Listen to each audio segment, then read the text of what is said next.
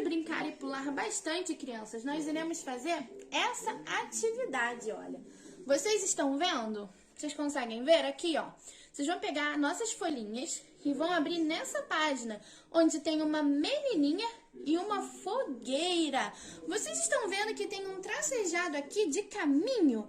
Pois é o caminho que vai levar a menina até a fogueira.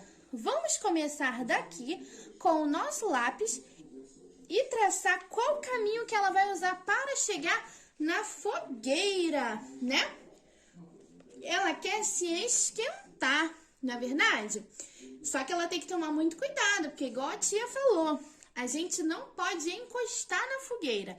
Nós podemos usar ela apenas para nos aquecer. Muito bem. Então a tia guarda a foto de vocês, levando aí, ó, a menininha até a fogueira, né?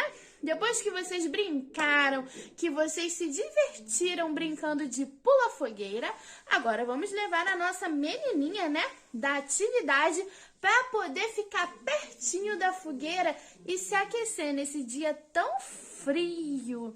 Então a tia Elô aguarda a atividade de vocês, tá bom, criançada? Tchau, tchau. A tia está aqui, ó, do WhatsApp